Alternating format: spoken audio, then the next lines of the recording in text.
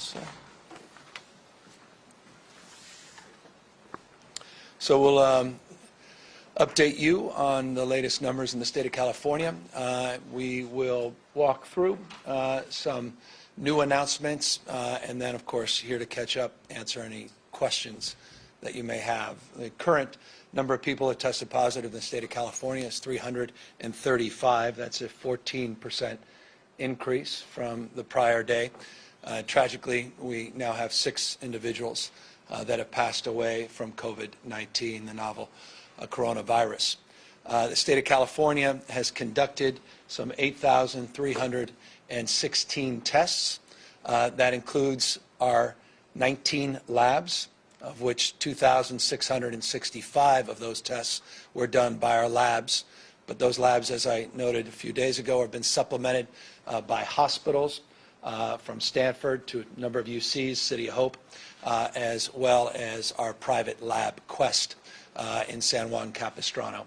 I'll remind you that Quest currently is operating just one lab in the state of California and conducting roughly 1,200 tests on a daily basis. That will substantially ramp up in the next week or so with the 2 additional labs that will come online.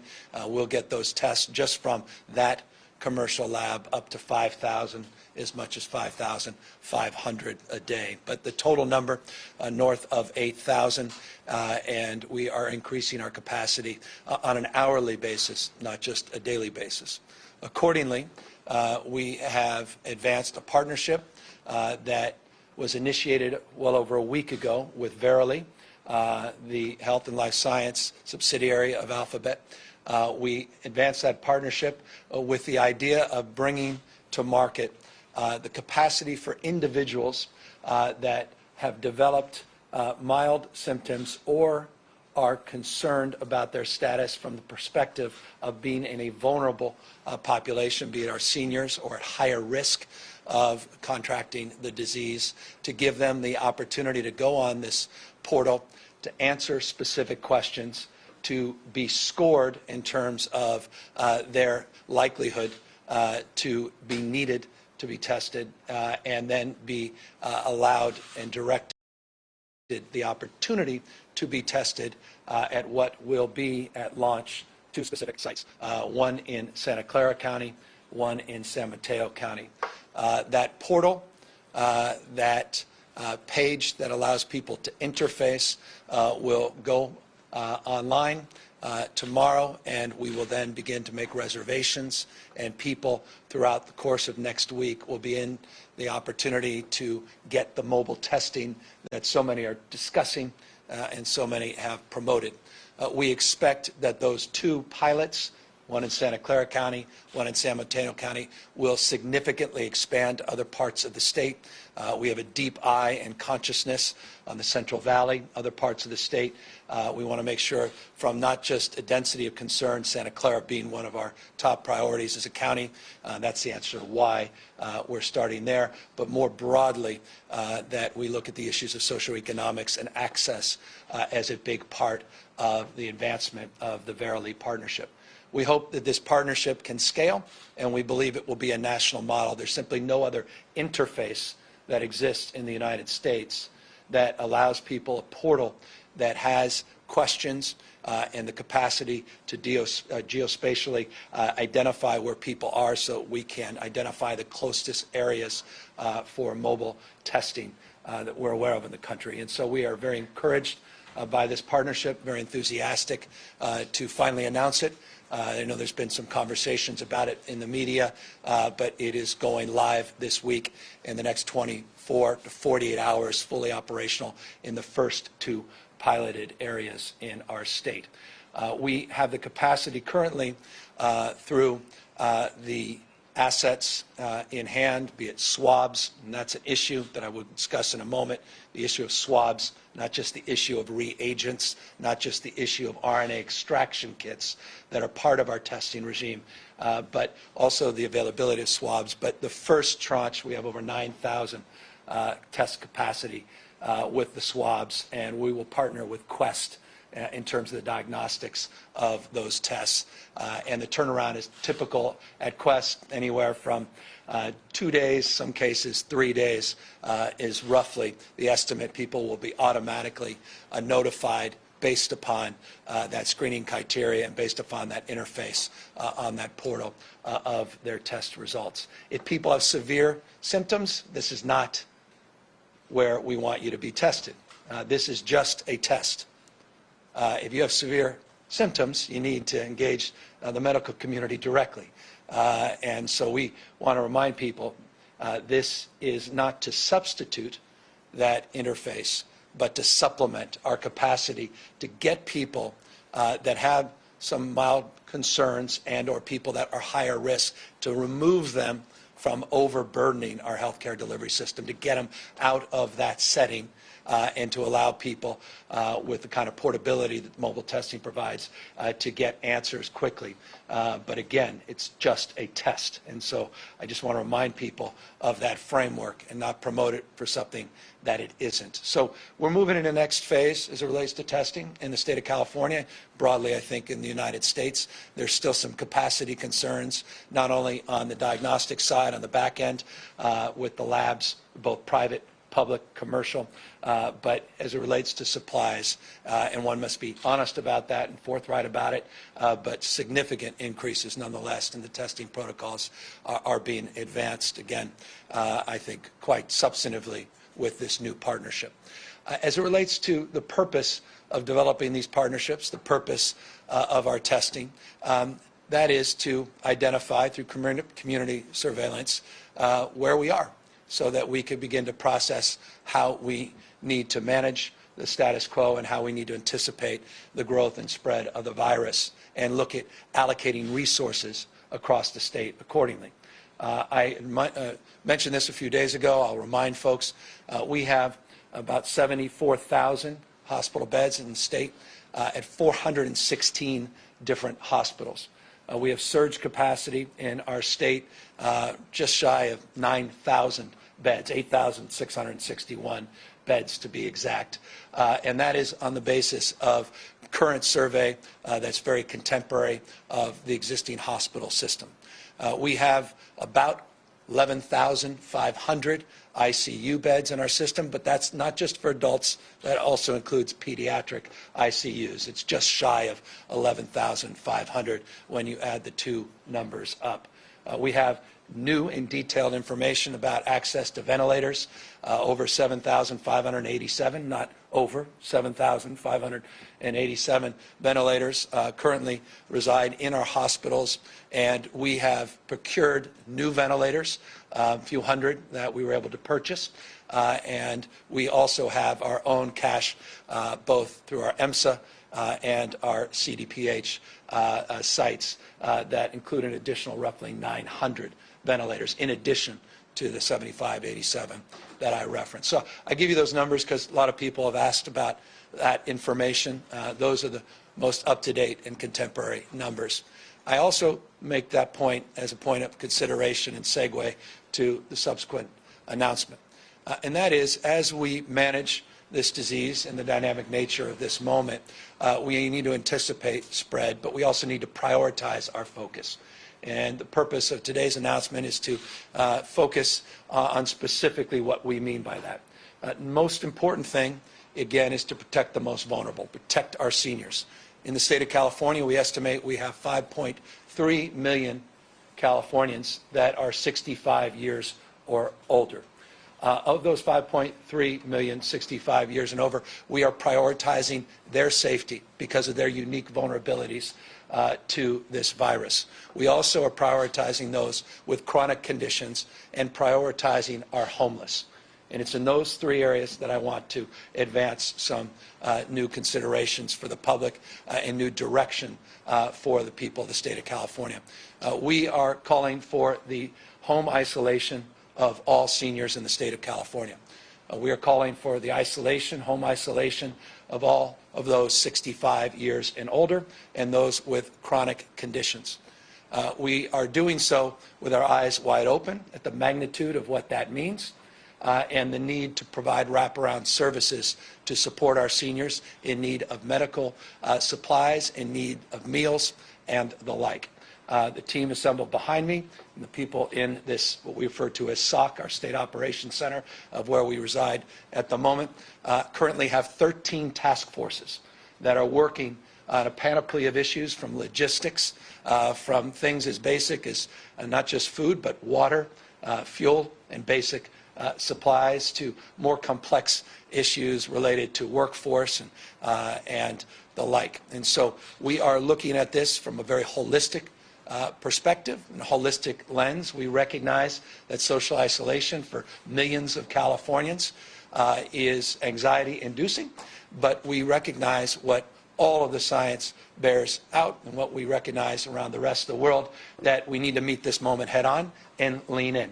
Not isolate ourselves to this moment, but lean in and own this moment and take actions that we think are commensurate with the need to protect the most vulnerable Californians.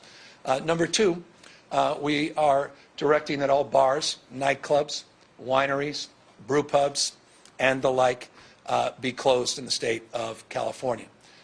We believe that this is a non-essential function in our state, and we believe that it's appropriate under the circumstances to move in that direction. As it relates to restaurants, we have more nuanced concerns and considerations. Some have suggested just shutting down all of our restaurants.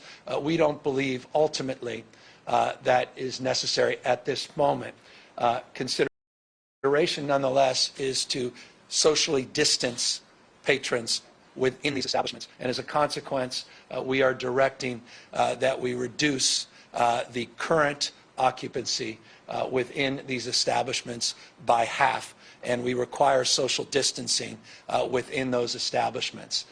We will provide some flexibility in that space, and we could talk more about what that may look like. But in broad strokes, that is the current directive, and we will in real time absorb the capacity to potentially do more, but also try to reflect on the enforcement side of this, which I'm not concerned about, because as you had noted, with all of our directives, we are seeing a socialization in real time and strong and broad support, not only from the public health officials up and down the state, but the private sector that has done a remarkable job meeting this moment.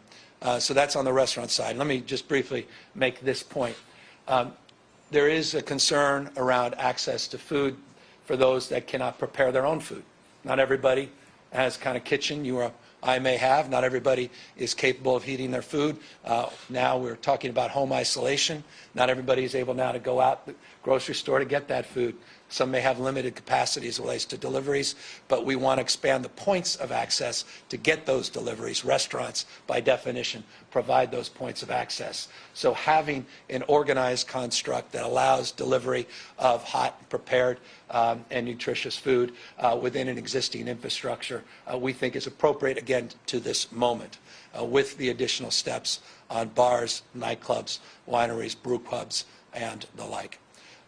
Number three, in relationship to seniors as our top priority in home isolation as it relates to bars and new guidelines on restaurants, I referenced the issue of homelessness. This is a top concern in the state of California in the abstract. We have 108,000 unsheltered homeless individuals in the state of California.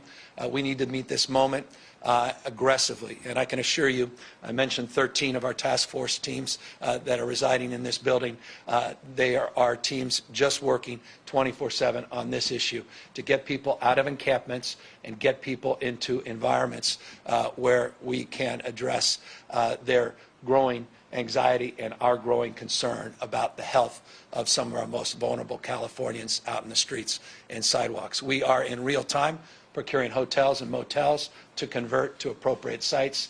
We have just identified, as just an example, this is not even close to the magnitude of what we are proposing, but it's just a point of consideration and a proof point to give you a sense of what we're doing. We have additional 450 trailers that we have identified that will be dispersing to critical points across this state, and we're working to address the needs within the shelters so that, again, we have appropriate distancing and we are appropriating ourselves as it relates to social mixing for those vulnerable communities as well. So that's another area of deep and disproportionate emphasis that also we are advancing as a directive. As it relates to, again, vulnerable populations, you saw yesterday we put out guidance as it relates to an executive order directing along the lines of what the CDC and others have been recommending. We codified that in the state of California on visitation in our senior facilities, our skilled nursing facilities, our assisted living facilities. We now are tightening those directives to just end-of-life visitation, and that includes hospitals, not just congregate living facilities in the state. So that is also part of what we're advancing here today. So that gives you a sense of some of the current thinking of our healthcare professionals. Again, a number of them behind me. We have our finance team here and others in this building. We are gaming out the financial impacts, not just to the state's budget, but with disproportionate focus on families and individual budgets. This is a very different challenge, a very different crisis, and we need to meet this moment even differently than we did in the 2008, 2009 years. We have to really focus on individuals. So looking at our unemployment insurance, our disability insurance, looking at how we can complement what was done at the federal level. We're also sharpening our focus on what we request of the federal government going forward, as we believe the extraordinary work that has been done by Speaker Pelosi and her colleagues, and we hope soon by the United States Senate, can be complemented with even more support that we think is necessary to meet this moment. In more parochial, for some more pedestrian issues related to our work with the California legislature. We're in real-time conversations with the legislature about our current budget and how we'll process the concerns and anxieties people have about quote-unquote business as usual, an environment where business cannot be as usual, and we'll be making announcements on that in the next number of days, probably within the next number of hours potentially, and certainly tomorrow. On the issue, finally, before I open it up to questions of schools, I want to say this. Current number of schools in the state of California that have already shut down is 51% of all the districts in the state. That is somewhat misleading number, 51%, because about 80 to 85%, these numbers are dynamic, and we'll get you the real numbers, but we're in that range of 80 to 85% of all of our kids are no longer going to school starting tomorrow, on the basis of 51% of the districts shutting down, meaning the largest districts in the state, 24 out of 25 of the largest districts in the state of California have already shut down. The one remaining in that group is Kern High School District, which has remained open. Many smaller districts remain open, and for reasons that are perfectly understandable. And this is something we also want folks to know. On Tuesday, we will be putting out very detailed guidelines for those schools that remained open and continue to remain, are likely to remain open, and those that have closed. We are vetting and curating and validating all kinds of private and public sector solutions to address the following and obvious real problems. How you feed people that cannot be fed otherwise because they're on free or reduced, not just lunch, but also free or reduced breakfast. Some districts, 80%, some districts even higher, of their children meet that criteria, 60% throughout our entire educational system. It's one thing to say you have a plan, it's another to actually deliver on that plan. And with respect, not everybody that closed had that plan. So we are making sure we supplement that, take responsibility to meet that moment. That's a transportation issue, that's a logistics issue, that's a siting issue, parks, libraries, where we provide those supports. We're also working with the private sector, and I must call out Chef Jose, who was there at the Grand Princess and is here in this conversation, working with his organization to provide nutritious meal alternatives as well, and to help us with the logistics and the distribution of food sites throughout the state of California. But we have particular concern, in addition to that, for special needs children. And this is something personal to, I know, all of us that have any empathy and capacity. As someone whose mother worked for Aid to Adoption of Special Kids. This is how I grew up, with a deep consciousness and mindset for those with physical as well as cognitive disabilities. Those children don't have places to go. We take for granted that so many of these kids are going to be taken care of, when in fact they're not going to be taken care of to the degree they should be. And so we are paying particular emphasis on those with special needs and making sure we meet this moment in the community. Child care more broadly defined, and we believe in quality child care, not just access to child care, what that really looks like. And so that's what this planning process has been about. And you may have noted just a few days ago, we initiated, I put some information out on the initiation of that planning process. On Tuesday, we will lay out in detailed terms what that vetted and curated process and the protocols we want to establish look like from a very bottom-up, not top-down perspective, meaning districts in rural parts of the state operate very differently as it relates to community assets than some on the coast with large social safety nets. And so we have to meet the needs of all of our diverse communities. Remember, in a nation state with 6+ million children, and I should just note the first 6 states that announced they were shutting down their education system combined didn't even have as many children as we do in the state of California. It gives you a sense of the magnitude of the number of children that we are needing to address, that again puts a real burden on trying to orient an appropriate response to meet this moment. The Superintendent of Public Education been working very collaboratively with us, our Health and Human Service agencies, and our logistics teams that also are represented in those 13 task forces that are included upstairs and in that total package and those numbers that I just referenced. So that's it on the schools, a little bit on our new advisories on bars and restaurants, on social isolation, home isolation for our 65 and older population and those with chronic disease, the Verily partnership that we're advancing, which we're very enthusiastic about and we hope is a model to this country, and then of course an update on the numbers of people that currently have tested positive. In closing, we anticipate as these tests significantly ramp up, the number of those by definition, change the numerator, denominator, number of people will test positive. Again, we are just trying to break down how we prioritize those on the basis of need, seniors, homeless, and addressing the healthcare delivery system's capacity to meet the inevitable surge. And on that, I will just make this final statement. We have been in detailed negotiations, and we will be bringing online in the next few days significant assets to help increase the surge capacity of our healthcare delivery system beyond the numbers I just laid out. We have already identified some very large hospitals that we can bring online that currently are not operational, and we could bring online in real time. We are in deep negotiations, and forgive me when you ask which specific sites are there.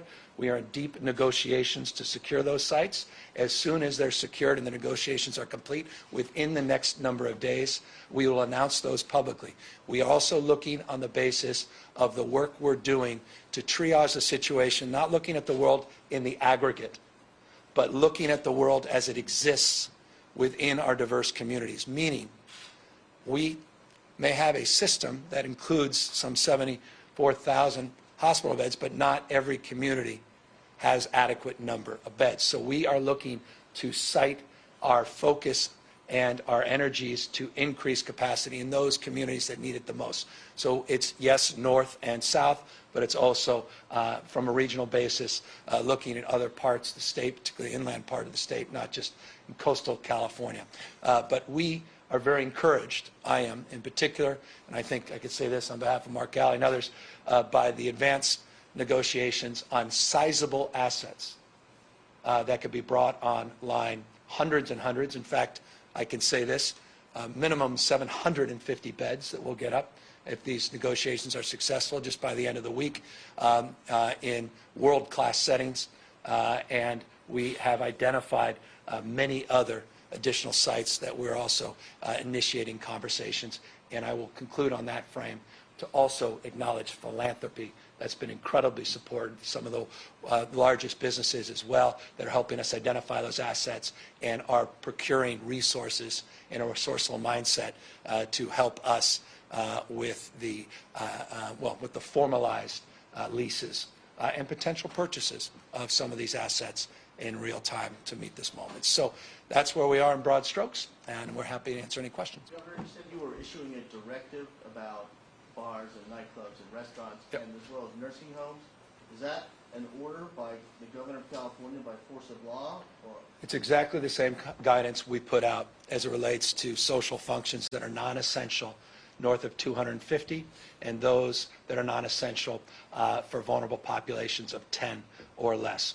What happened, you saw, is it was overwhelmingly positively embraced. Some communities even went further. We have absolute expectation this will be socialized in real time. We've had the privilege of talking to many, many mayors today and county leaders that are hopeful we were moving in this direction, and I have all the confidence in the world these guidance along the same lines that we advanced on large gatherings will take shape. The governors of Illinois and Ohio ordered the closure. Yeah, well, we could do that easily. Why not exercise your authority? Because it's a nuance and a distinction we get caught up in, because to date we haven't needed to do that. We've set out guidance. That guidance has been met in every circumstance. And as I said in the past, if you want to establish a framework of martial law, which is ultimate authority and enforcement, we have the capacity to do that, but we are not at this moment feeling that is a necessity. And to the extent that people do not socialize and support this very directive guidance, I would be surprised, and we have all the confidence it will be. So, Governor, it's not enforceable, or you don't plan to enforce it? I'll repeat, we had this exact conversation with many of you as well last week when we put out the guidelines as it relates to non-essential events. You saw in every part of this state, those guidelines were followed. I have all the expectation in the world the guidelines will be followed on this.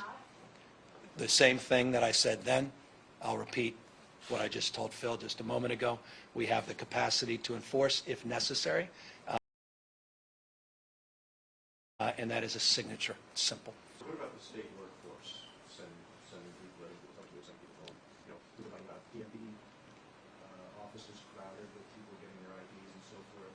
What about that? Yeah, so we have very specific directives to our HR teams on Tuesday, just coincidental to the socialization of these new protocols and plans for our schools.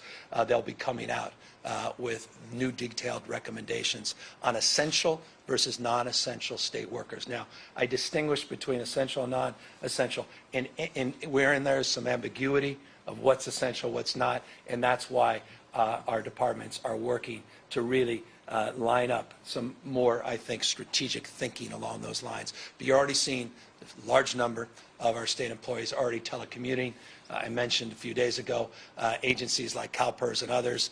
We had our future work commissions already, again, working virtually, but working collaboratively nonetheless, but not in congregate settings. So it's already taking shape, but all of that will be at scale formalized in about 48 hours. So you're not recommending the closure of restaurants. Isn't that exposing people to unnecessary risk? Not in social. Not if you're. Look, let's remind everybody of who's most vulnerable. If we're home isolating seniors and those with chronic conditions, we have substantially addressed the needs of the most vulnerable in terms of not mixing and being socially isolated. So you then skew a little younger and healthier in these environments, but we are saying you've got to socially distance. We will reduce the size and capacity of those operations by at least half. We'll require social distancing, which is about 6 feet, tables, but we think they're essential in this respect.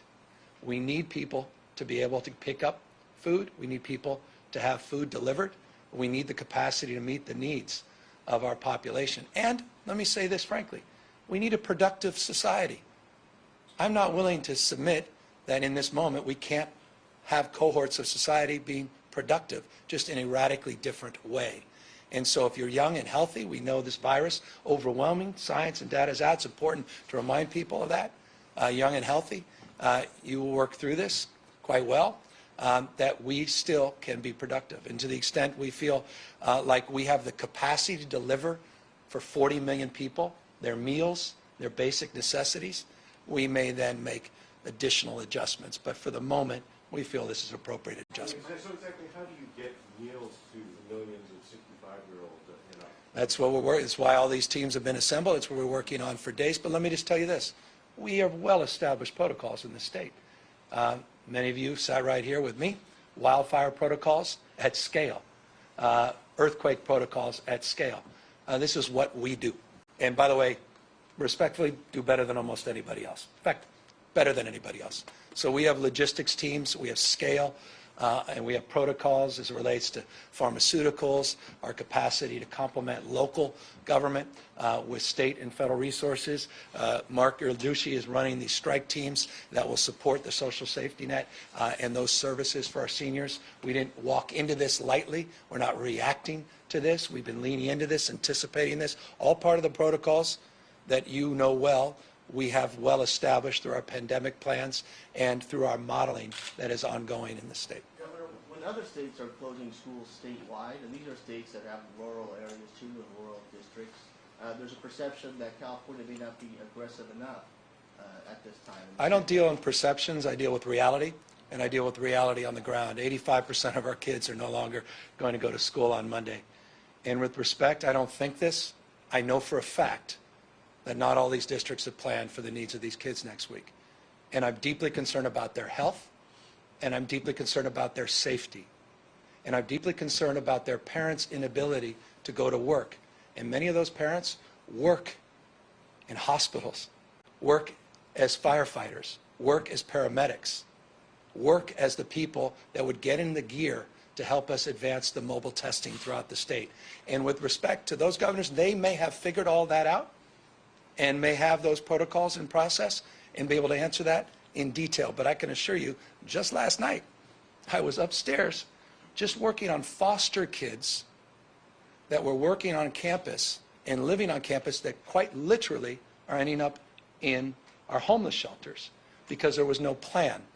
And that was related to the system of higher education, some of our most sophisticated folks. So perception, we deal with reality. Well, is there a benefit for having a uniform state policy? Because we have districts that are off for 2 weeks. My kid's district's off for a month. I mean, is there a benefit for having all the districts being off for the same period? Last Saturday, we put out uniform standards and guidelines for the state of California. We couldn't be more clear. Last Saturday, we laid out for schools our criteria across the state of California. And it was based upon conditions on the ground. We're not a small, isolated state. This is a nation state. I can assure you what you already know. I'll repeat it just for the purpose, emphasis for those that don't already know this. But Santa Clara County's conditions are extraordinarily different than Tulare, extraordinarily different than Madera or Colusa. And so while it may be fanciful and comforting by perception standards for some to have one size fits all, that's not the world in which we view the reality on the ground. And so there's no community spread in some communities. There's significant community spread in other communities. And so we think it's appropriate on that basis to have the kind of criteria that we allowed and advanced for consideration to be advanced. It had been done a week ago. It was advanced very formally on Thursday and Friday with those announcements. And you'll hear many other announcements over the course of the next few days. But they want superintendents to say, don't shut me down. Help me with these kids, because right now I don't know how to help that child. I don't know how to feed that child. And they're asking us for support. So I could say, you know what? Let's shut you down. You figure it out. Or I can say, you know what? We're going to do this very thoughtfully. We're going to do it deliberately. I prefer to be responsible to the reality, not the perception. To the extent that there may be homeless people, whether by mental illness or what have you, that don't want to come to the motels or the hotels or the other facilities that you're procuring, do you use the police powers of the state to compel them? All these things are hypotheticals, and we'll meet the moment. And we have the capacity to encourage people off the streets. We have existing rules and regulations. But I say this with respect, having been a practitioner in this space on the issue of homelessness. I think there's a lot of mythology about resistance. I think it's wildly overstated. And I just don't buy that someone prefers to live in an encampment when they have the opportunity to have a key lock, a door, a house, a place to call their home, their own. I just don't. So I think that is an extreme, and there may be those circumstances, and we'll try to meet people where they are and accommodate it. But I'm not ratcheting up a mindset of enforcement police state at this time. Can we take a couple from the phone as we practice social distancing? Oh, yeah. But, ma'am, sorry, the guy's behind you. Is there a timeline for this self-isolation, a guidance for seniors? How Yeah, it's effective. The guidance is being socialized in real time, effective, correct, right now. How bad is this recession going to be? I mean, we know how much, we know how. If I can answer that question, We we're... know how tax revenues can fluctuate in the state. We've seen vanish in a hurry in previous recessions. Yeah. Like, obviously, we're headed into a recession. Do you feel like the $20 billion and change in rainy day money is sufficient, or? Well, we've never been in a better position to weather a recession, period, full stop. Nothing about our current fiscal status is even comparable to Lehman Day, September 15th, 2008, when the macroeconomic wheels fell off during the last Great Recession. We did not have the kind of reserves, liquidity that we have today. So we're in a completely different place. We're in a much better position. I have submitted 2 budgets. Governor Brown submitted 8.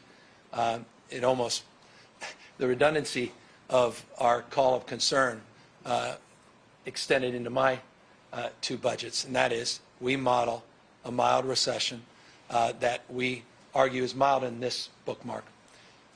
Less severe than 08-09, but more severe than 2001. And in that modeling, we see a 3-year impact to the state's general fund of $70 billion, which would impact, or rather to our revenue, $70 billion, but impact our general fund by $40 billion. We think within the margin of error, ability in the current environment to absorb that exists, even with our reserves and our capacity to move things around. That's current environment. To the extent this is more severe, we are better positioned, I think, the vast majority of states in this country, and you're then having a different conversation about federal supports at a level that are even more significant than the modest, $15 billion you received during the last downturn. So. Follow-up question. California has a very large immigrant population. So back to the schools and restaurants, is it your reluctance to issue more concrete guidance, putting lives at risk, given that many, especially in the immigrant community, take care of grandparents, parents, and other ailing loved ones? The guidance is crystal clear. Is it worth Bars, the the guidance is very crystal clear. We are, throughout the state of California, asking all bars, nightclubs, brew pubs, others be shut down for the moment. We are asking that restaurants practice deep social distancing and deep guidelines that include reducing occupancy by roughly half. We see that essential not only for those same individuals that need a paycheck, that desperately need to know that they can feed their own family at home, that we also support them in a very thoughtful and pragmatic way, particularly if there are workers that are younger and healthier, that should not be in fear of this virus taking their lives. We are separating, in addition to that, all customers 65 and over and those with chronic disease. We think, no, we don't think, we are guided by the science, health. We are guided in a very thoughtful way, not a framework of hysteria that I think often is the case around some of the decisions that are often made before we think through the consequences. Isn't it a valid question to ask, healthy people are carriers, they can carry at home if they're carrying. That's why our guidelines are very clear as it relates to congregate facilities, seniors, making sure home isolation includes all. You have to go back. Well, there's, young people who are caring for their loved ones at home. Right. What if they carry at home and then? But there's no disconnect. We have, as you know, you've been there and written about some of these, I hope, and read our guidelines that were very prescriptive as it relates to mixing, as it relates to those circumstances, and how people should conduct themselves as if they have it. when they're engaging their grandparents. We've laid these things out in detailed terms. So we've done this very, very thoughtfully. And again, I'm just guided by the experts, guided by all the folks that we're in contact with, not just within the state, local level, state level, but our federal partners, and by some international best practices. And to the extent that the conditions change, we will evolve these guidelines, and we think they're appropriate for the time. You said there's someone on the phone? Yeah, we have a couple of reporter questions on the phone. They will come back and get all your guys' questions in the room. Elizabeth Aguilera asked, what guidance is there for privately run daycares, preschools, other schools that may not be associated with an individual district? Yeah. So you want to answer more of the details on that? Sure. Thank you, Mark Galley, Secretary for Health and Human Services. We are working on specific guidance for child care facilities. It is going to mirror very much the guidance that we've given already around through K through 12, and we will be coming out with those very soon. Got it. Next from the phone, Matt Levin asks, will we issue guidance on evictions or provide additional assistance to help renters who may be impacted by not being able to go to I believe we'll have those out at the latest tomorrow afternoon. And then last one from the phone, we'll go back to the room afterwards. Thank you for the health folks.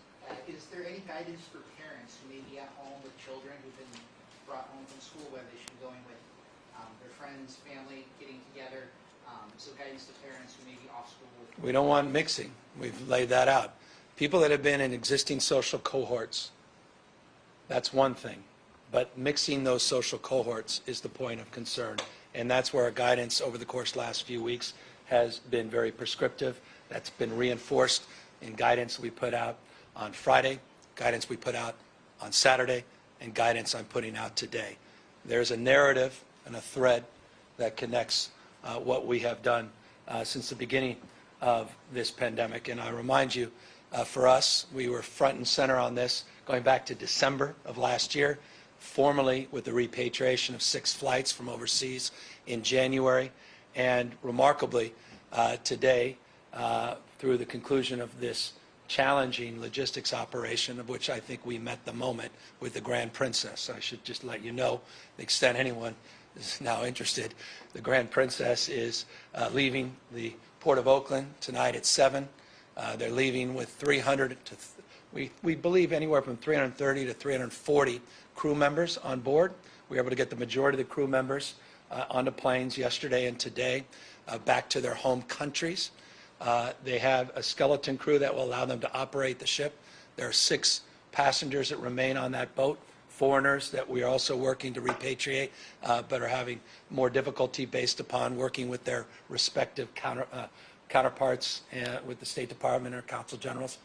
We have 75 medical crew that are on board. That's not just their own medical crew, but HSS supplemented medical crew, and it will be anchored in the bay at an appropriate site for the 14-day quarantine. All the others will have left on flights. The last flight goes out at 6 p.m. tonight, and we have one other flight leaving at 3 o'clock today. And so that should broadly wrap up the Grand Princess, but what it begins is the process of testing all the passengers, and those testing protocols and processes are happening at Dobbins Air Force Base, Laughlin, Travis Air Force Base, and Miramar, and those protocols are being organized through ASPR, CDC, HSS, and those will be providing information with our federal counterparts over the course of the next few days on number of tests, number of tested positive, and how those quarantine operations are going.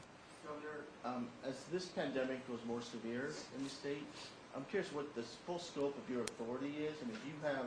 I have the capacity, you asked, you have the capacity under circumstances, if necessary, to call up the National Guard. You have the capacity under circumstances to call for the enactment of the kind of restrictions that we just advanced, the martial law and the like. Quarantine the state? Can you close the state? Can you close airports? Can you order people to stay in their homes? Yeah, we have broad authority. I don't want, look, and forgive me, we'll exercise the appropriate authority in consultation with the experts with an eye on public health and public safety. We have scoped out all of the above. We are working in concert, day in and day out, with not just our federal partners, but other states, looking at best practices around the world. We have teams that are in detailed review of what worked, what didn't work in China, worked and didn't work in Singapore, what's going on in Italy, what's not going on based upon some of the headlines. Same with France, same with Spain. We have people on the ground, literally, that we're in contact with. They're providing real-time information. We have our legal team that is reviewing all of those questions in detail. We're working with the FAA on flights, repatriation again, which we already had flight protocols that we've. All this is part of our all-hazard strategies. This is for Mark. This is what he does 24/7. FEMA partners. So yes and yes, and to the extent we need to leverage any of those things, we will. But I don't want people to. I get where you're going, and just understand from my humble perspective, we don't need to get there right now, but we're preparing for anything. You said working with federal partners. How's that going with the Trump administration now? So You've been saying great things about Trump, but you were talking also about not all the test kits were complete, and I'm just curious when you're talking about gaming out as the thing gets worse. I'm not, I'm sort of beyond the individual frame. I'm working in a more dynamic environment where I'm worried now about access to adequate number of swabs, not just the RNA extraction kits and some of the issues related to the reagents. We're gaming that out. We've been very forthright with the administration and their counterparts on just giving them a sense of where we think that will go and how we can absolve some of the existing rules or address some of the existing rules that may allow us, for example, some of the swabs, you need to swab twice. Maybe there's protocol swab just once. That will, by definition, double the number available. Working with the FDA and others. So those are ongoing conversations. They've all been very, very positive. We worked hand in glove on this Grand Princess operation. That was a federally led operation, and we worked very effectively on that. The repatriation we worked effectively on. The testing kits, we got another, 8,800. We're getting new kits in real time that are arriving. We have capacity for just shy of 9,000 tests as of today. A little, 8,800 and so much. So, so far we're in a good place, and when we need something, we are very vocal and very honest and forthright about what it is and expecting in terms of that support. Thank you, Governor. I'm going to ask you for people who are active from work, who are having to self-quarantine, and employees in these restaurants, has there been any talk or discussion as far as a rent or mortgage freeze? Yeah, well, we'll have eviction protocols out tomorrow to address those anxieties. We just had some experts advise us on what worked and didn't work in Puerto Rico related specifically to the issue of mortgages and how there was some relief on mortgages. So there are a lot of things. And so here's what we're doing specifically. We have the benefit of, again, extraordinarily close relationship with Speaker Pelosi. Her leadership is demonstrable. Her success with Steve Mnuchin and others to advance a bill that we expect will be supported by the Senate. We believe it's one of many steps that needs to occur. So we are processing what that means in a state as large as ours. Remember, fifth largest economy in the world, 40 million people. How the UI benefits, how it all works, how it translates to real people. And then we're going to assess the gaps and where the state can assert itself with those gaps and where we need new rules and regulations. All that's happening in real time. I'm going to show you that's all Keeley is doing in real time with our Council of Economic Advisors and working with the budget team and working with staffs with our congressional representatives, substantively, Speaker Pelosi. There are some healthcare workers who are 65 or older. Is the directive on them to shelter in place or stay at home or isolate? Yeah, we worry about our workforce. We worry about the lives of those who are most vulnerable. I'll give you a sense of how many are still working, 70 years old, in the health field. I'll get that information back to you. But this is broadly a directive that includes all Californians. Governor, have you yourself been tested, and the same for Secretary Galley? I don't know about any of these folks. You've all have been working around the clock. Have you all been tested? And same for the first partner? I said this 2 days ago, and I stand by it. Until the most vulnerable are tested until those with symptoms or higher risk are tested. I don't think it's appropriate when I'm critical of the existing testing capacity to deny that test to someone that is in a high risk. Fortunately, I don't believe I am. My age, relative health, same with my wife. And that's just another reminder that we have the capacity to still be productive in this society, but we need to protect those that are most vulnerable to this virus. And that is why you need to distinguish. This is not, I think there's a sense, and I've done this a long time, there's a sense everything's black and white, one size fits all, go hard or don't. I caution that. You have to be guided by common sense. And you've got to remember, it's not just the application of a law or an enforcement or directive, it's the implementation of that. And my job is to anticipate the application. And in the implementation, there's a lot of difficult things that we need to attend to. And so as this gets socialized and we see where there's areas to improve in real time, we'll support. But on the issue of being tested, I have not been and will not be tested, humbly, until I show any symptoms and or feel that others have not been appropriately tested.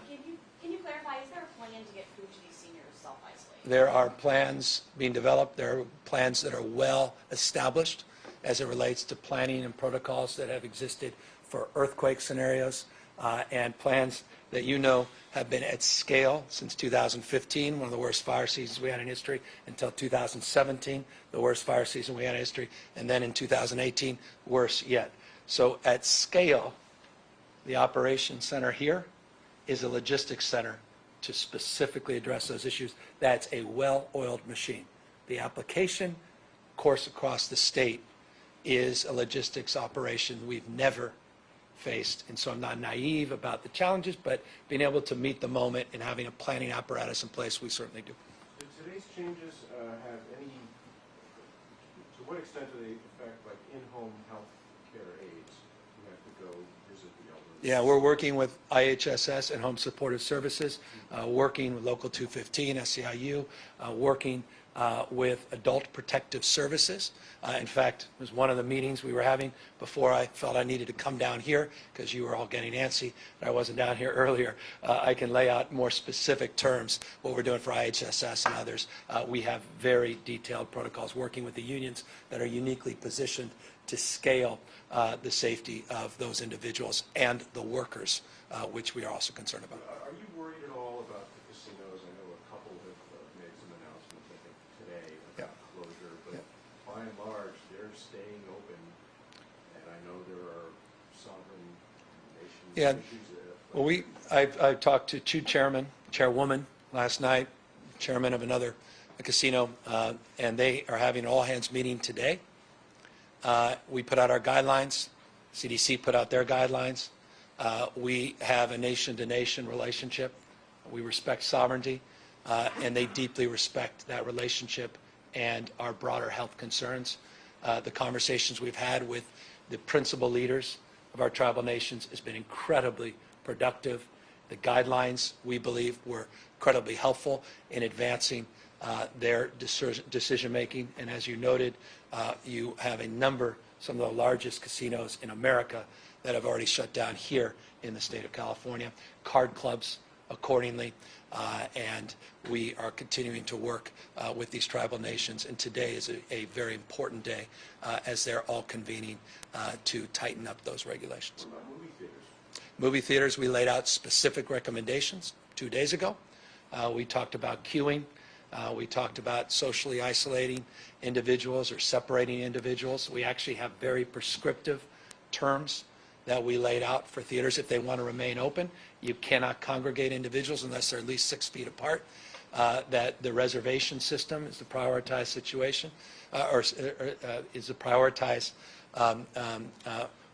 framework to which we would support the theaters remaining open, and we have queuing guidelines, and we laid those out in very detailed terms as well. Governor, what do you have to say to the complaints of some Californians who say that feds are mismanaging this latest quarantine and travel cycle? Hey, look, we're all doing our best. I'm trying to lead a nation state, the state of California. We're many parts, one body, both the nation itself and certainly the state of California. 58 counties, 1,000+ school districts. And so we are working very, very collaboratively. I'm not pointing fingers. We're trying to solve problems in real time. We're trying to identify problems, anticipate where we'll be in 2-3 weeks.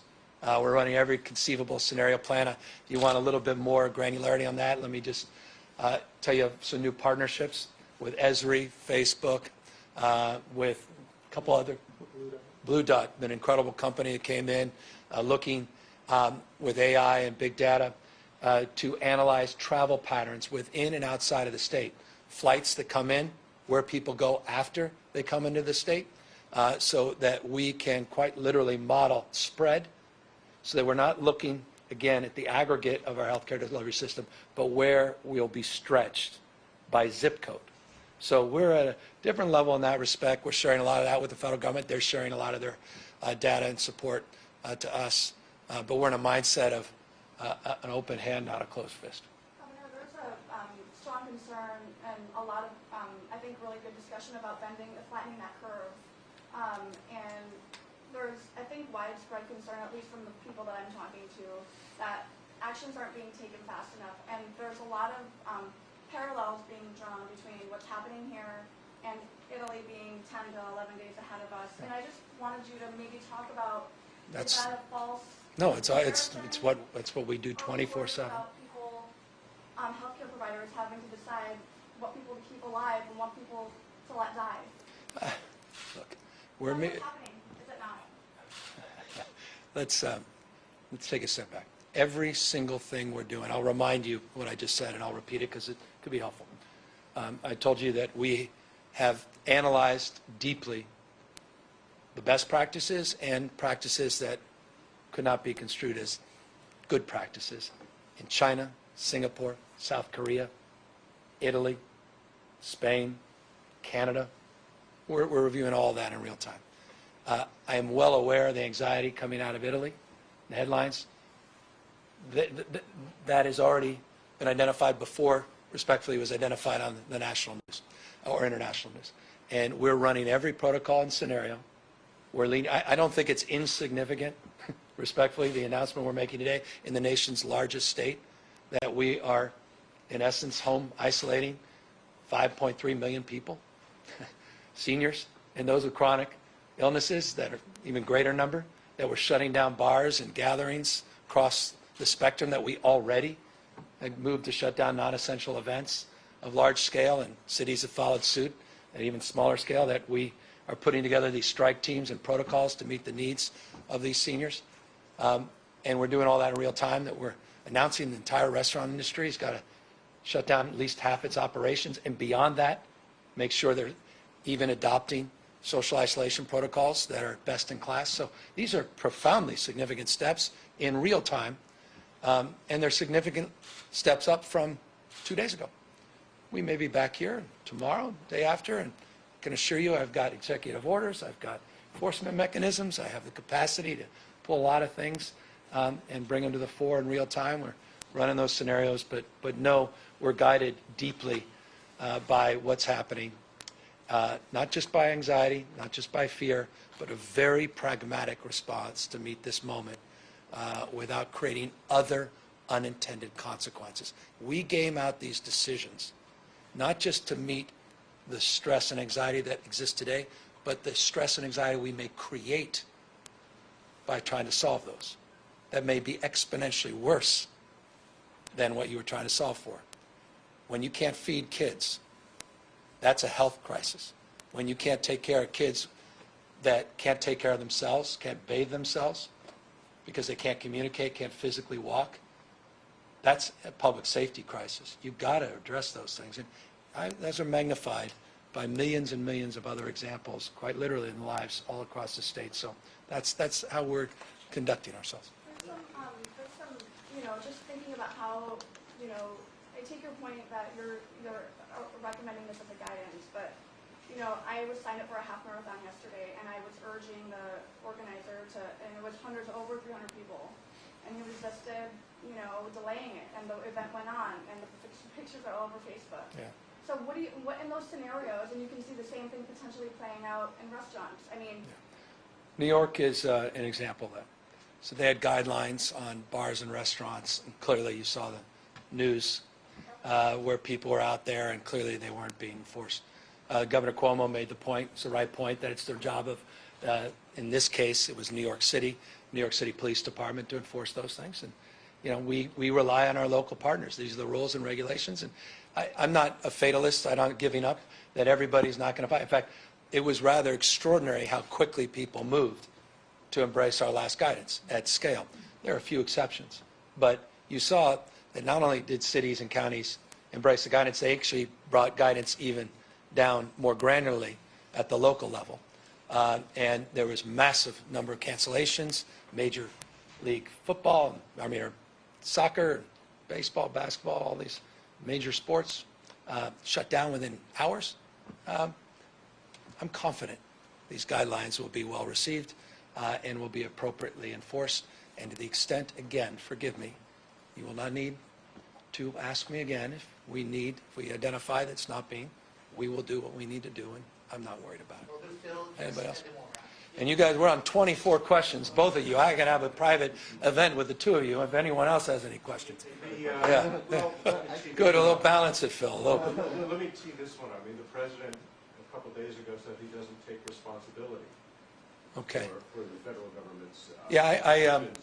Do you take that- responsibility for the states? Yeah, I'm the governor of the state of California. I take my responsibility seriously as an individual, as a citizen, as a father, parent, husband, as a leader in my respective role in the community, not just as governor of the state of California. We all have to hold ourselves to some individual account. And so that's my mindset. You know, I think the vast majority of us feel the same way. Individual decisions in the aggregate will determine the fate of this moment. And all of us need to individually take responsibility to meet this moment. And that's why you asked me, do we feel we need to enforce? I think people individually get they need to do the right thing. And by isolating those that are most vulnerable, I think we'll create a consciousness of what this is and what this isn't, and allow us some space to deal with all these logistics and allow us to fill, to the extent there are gaps, in real time.